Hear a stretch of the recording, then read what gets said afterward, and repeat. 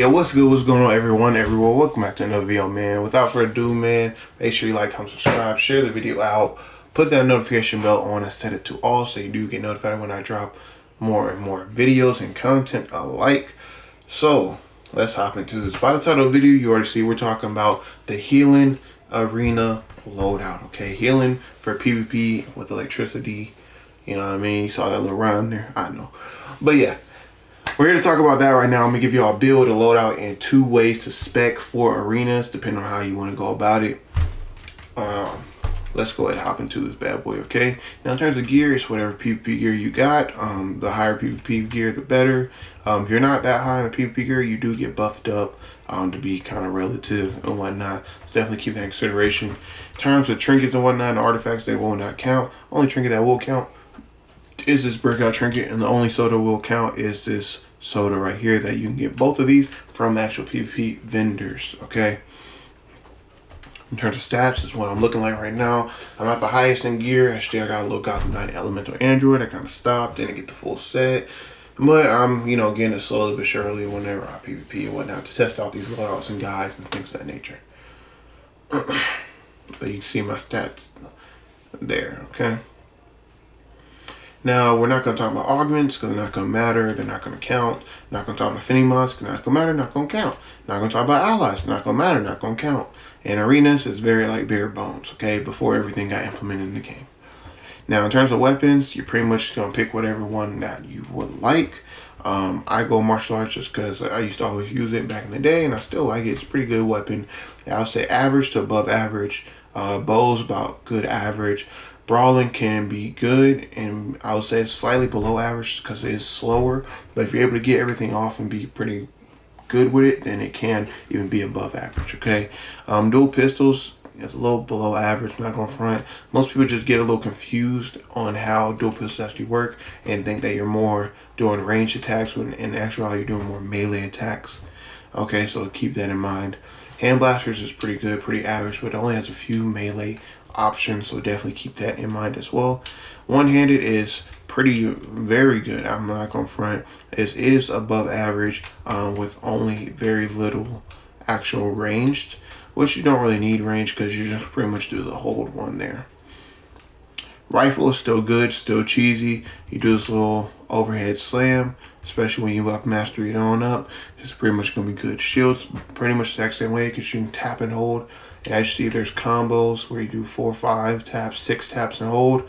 If you just do tap and hold and keep repeating tap and hold, tap and hold, tap and hold, you can get all the way up and hit all these different combos all the same. Then you still have a few variations for range too, so it's very good weapon. Actually, it's above average. Staff is, I'll say, a little bit below average, but the only thing that makes it actually above average in the current meta, as you see about that right there, while in PvP, you will also deflect range attacks. Now, this is when you go ahead and lunge. So whenever you lunge, you're kind of a little bit of a shield or a little bit immune and a little bit of invulnerability right there. So keep that in mind. It's something you definitely cheese with pretty often and pretty heavily. So yeah, two-handed's in a weird spot because if you can actually get these combos off, they're incredibly deadly. It's a very high risk, high reward kind of weapon. But yeah, on average, most people can't get these combos off, so it's a little bit below average in terms of ranking that weapon. Now, in terms of actually specking for your movement, just get your gold pass, get your recoveries and mastery and stuff like that. If you have anything that breaks something out or use while control, definitely get it just to add it to your arsenal with our flex slot that you'll see later in the loadout here. But I like to definitely get a dash attack, definitely get a vortex trap, even phase dodge. Metabolic boost is one of my personal favorites, and speed drain depending on how we're going about things. Tornado pool can even be a viable option as well. In terms of iconic powers, you don't need all these. Definitely always make sure you have Hardlight Shield whenever you're doing PvP and arenas in particular. Definitely get a Pheromone Bloom. I would even advocate for you to get Word of Power as well. Now you can cheese people with the Clown Box. You can even cheese them with Amazonia Deflection. So definitely keep those two in mind. Pick them up if you have extra skill points to go ahead and use. But Yeah. Sonic Cry can go in your flex spot if you're trying to stun people, but we already have enough stuff in our arsenal. I had to rethink that. Our arsenal to go ahead and stun people, so you don't really need Sonic Cry right there. And Super Strength is pretty much something I advocate for you as well to go ahead and spec into. In terms of our stat points, we actually want to come over here to Superpowered Focus, just because power is king when it comes to PvP.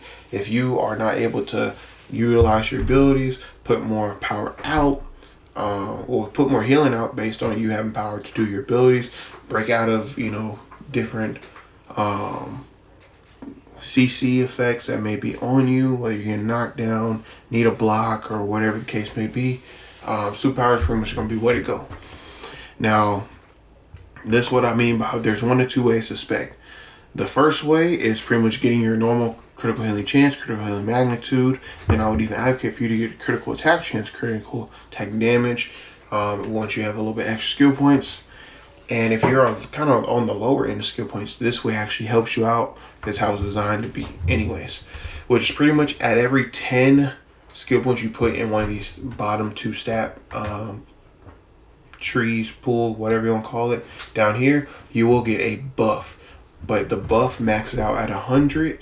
So once you get to 100, you don't want to spec even 1 skill point past that because you'll lose the buff then.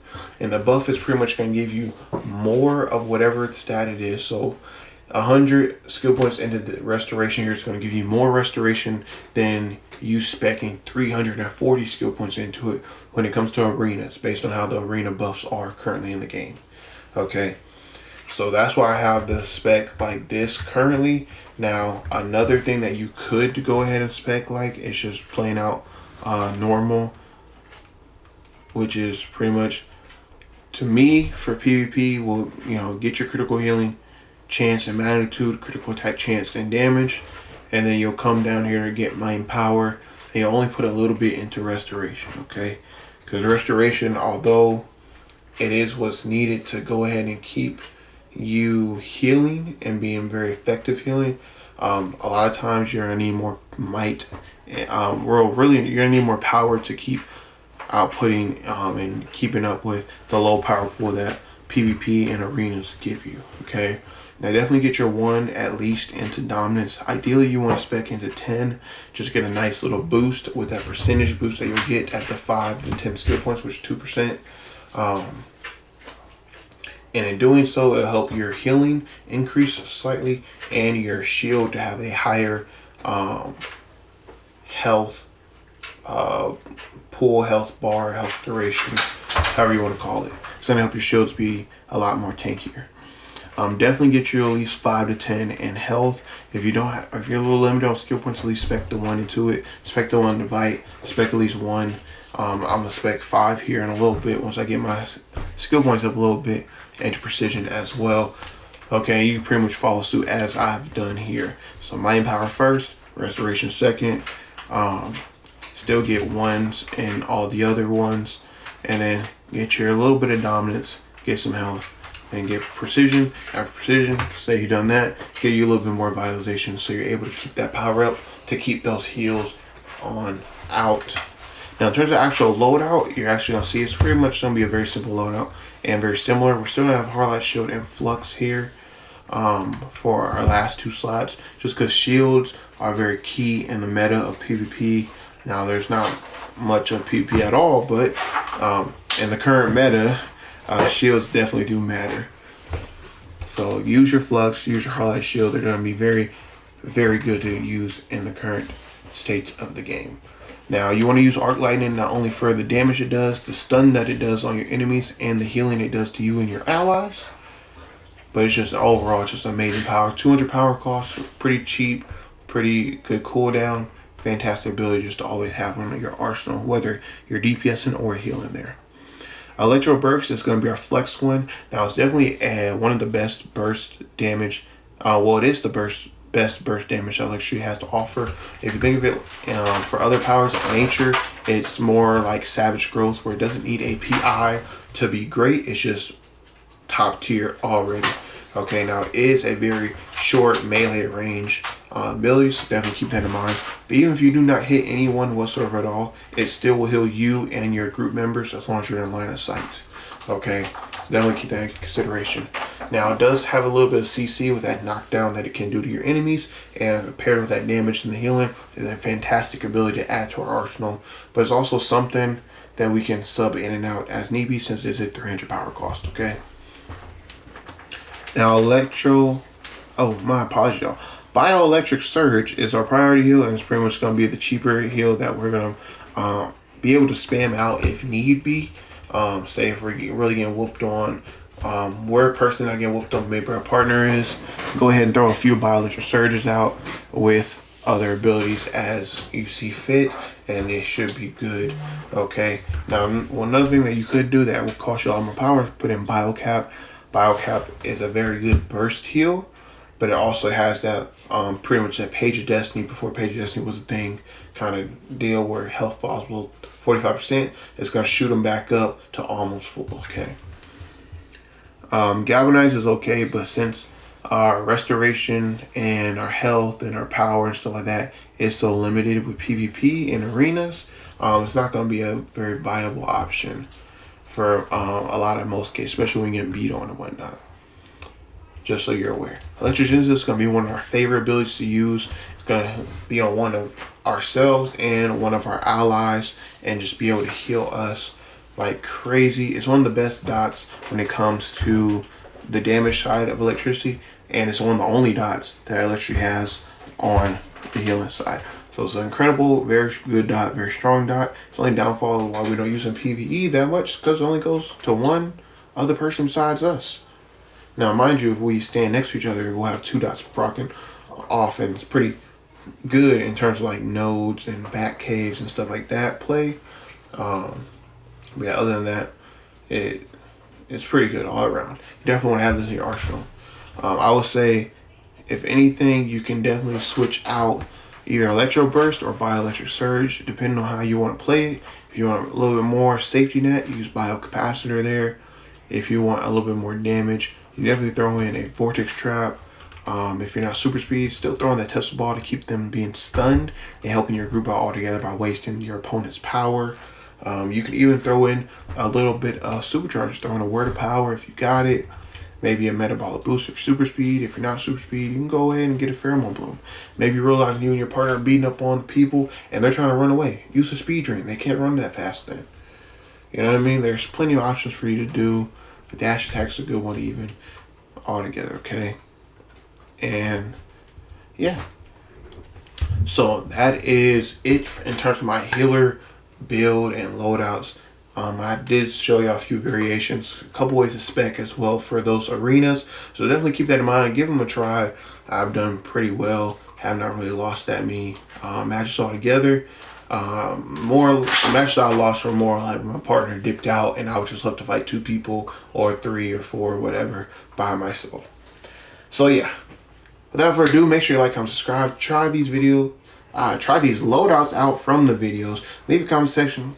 Leave a comment in the comment section down below. Sorry, y'all, I cannot speak for some reason.